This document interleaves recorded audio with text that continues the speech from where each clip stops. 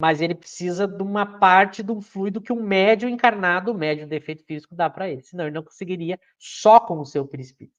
Esse é um outro elemento que Kardec vai colocar depois. Ele faz a mesma coisa no livro dos médiuns, tá? Ele vai colocando os elementos que compõem o fenômeno espírita aos poucos, mas o principal é o perispírito. Claro que a gente vai ver, e ele vai falar isso aqui no item 13, que quando eu digo que o perispírito atua sobre a mesa, a gente vai ver que isso é esse atuar, não é que ele pegue a mesa com o braço do perispírito, ou que ele bata com a mão do perispírito na mesa, não é assim. Nós vamos ver que esse fluido do perispírito age sobre a mesa, mas é um fluido que age à distância e obedece ao pensamento do espírito. Não é que tem uma mão perispiritual que erga a mesa ou bata na parede. A gente já vai ver isso aqui mesmo, ele deixa entender isso, e ele deixa mais claro isso no livro dos médiuns, né? E ele daí sempre usa o exemplo que a gente já disse semana passada, a gente já falou semana passada do exemplo, que ele sempre procura fazer uma analogia com a ciência e os fenômenos daqui, né? Para que a gente veja que não que é tão científico e natural quanto outro fenômeno qualquer. Então ele mostra, esse fenômeno nada tem de surpreendente, se considera que entre nós os mais poderosos motores se acham nos fluidos os mais rarefeitos e mesmo imponderáveis, como o ar, o vapor e a eletricidade. Então ele dá um exemplo para a gente entender se eu tenho aqui na Terra, eu tenho objetos que são danificados e movimentados, e eles são agitados, movimentados, destruídos por um tipo de matéria mais sutil, como o ar, como a eletricidade. Ela já causa isso na matéria grosseira. Vejam um raio quando cai numa árvore, né? Vejam o que o vento faz. Aí, quando a gente tem um exemplo aí dos furacões, o que ele é capaz de fazer na matéria grosseira. E o ar é muito mais rarefeito, mais sutil que a matéria grosseira.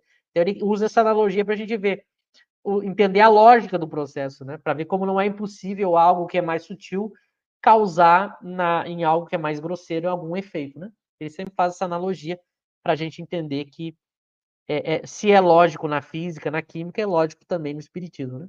Claro que é uma analogia, o fenômeno não se dá do mesmo jeito. Para encerrar essa minha primeira fala, ele diz: é igualmente com a ajuda do seu perispírito que o espírito faz os médiuns escreverem, falarem ou desenharem. Então, o espírito ele atua quando encarnado no seu corpo com o seu perispírito, ele atua nos objetos com o seu perispírito e ele atua no médium com o seu perispírito. Então, ele diz, não tendo mais corpo tangível para atuar ostensivamente quando quer se manifestar, né? Ele não tem mais o corpo físico, né? Ele se serve do corpo do médium. Nesses casos em que o médium está ali escrevendo, falando ou desenhando. Né? E aí ele diz, deixa eu baixar um pouquinho aqui,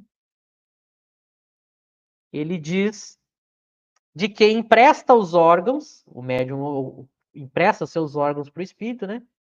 Que faz atuarem como se fosse seu próprio corpo. E aqui vem no finalzinho o que Kardec deixa subentendido, que está claro lá no Livro dos Médiuns.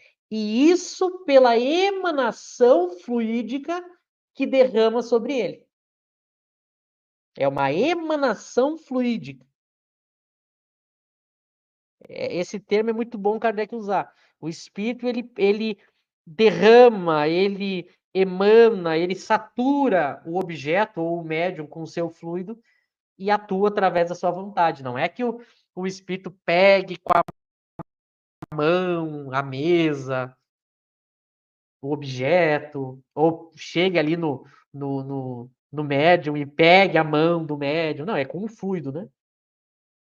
É muito parecido, fazendo uma outra analogia mais moderna, para a gente entender, é como quando eu tenho controle remoto, né, e eu ligo a televisão à distância, veja que não é que tem um dedo invisível que foi até lá a televisão e apertou o botão de ligar a televisão, não é assim, né? Então, da mesma maneira, quando o espírito atua com o seu perispírito, não é da mesma maneira que a gente atua na matéria. Por exemplo, eu estou pegando essa caneca aqui com a mão e movimentando ela. O espírito não tem mão. Então, quando ele atua nos objetos e no próprio médium, ele faz isso preenchendo aquele objeto ou o médium com seu fluido e atuando através da sua vontade, né? Então, essa é a ideia geral que ele dá na forma de atuação do perispírito. Eu passo para o Eric agora, para ele também fazer os comentários dele. Perfeito, né? É a mistura, como diz no livro dos médiuns, é a mistura dos fluidos, né? Do fluido vital do médium. A mediunidade está radicada no organismo, né? E aí tem um desprendimento desses fluidos, é a mistura com os fluidos do espírito, que ele impregna as mesas, enfim, e também os fenômenos de psicografia, psicofonia, né? E como o Michel falou, né, não é que o espírito, ele, por exemplo, havia casos em que havia efeito físico de tocar piano, né? Algo, um agente invisível tocando piano, né? Não é que o espírito tinha dedo ali, né? É que ele combinava os fluidos e tinha uma ação fluídica ali, né? E é interessante que isso não foi uma ideia preconcebida.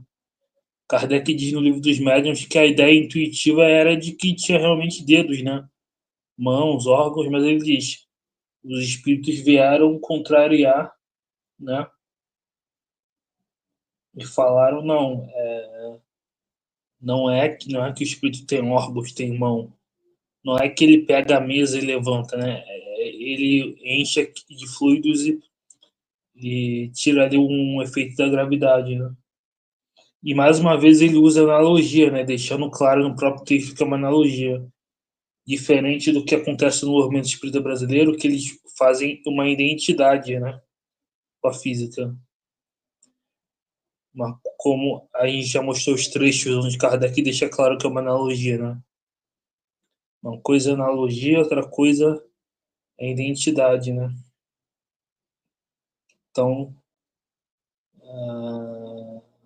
Kardec, enfim, fala que é um fluido, né? Que é essa matéria que a gente não conhece, né? Então, por isso que não dá para saber o que é, né? O perispírito ainda, né? Enfim, tem aqui uma pergunta do Alex. O Alex pergunta: perante a atuação na matéria, podemos falar que seria uma magnetização dada aos movimentos do desejo do espírito que faz em determinada mesa, por exemplo? Michel? Esse termo magnetização, que ficou muito conhecido como magnetismo animal no século XIX, por que usaram esse termo? Porque eles precisavam usar um termo para explicar a ação à distância, né? Ou sobre algum objeto, sobre alguma pessoa. Uma ação provocada por um, por algum tipo de coisa que não era visível, que era mais sutil que a matéria grosseira, né?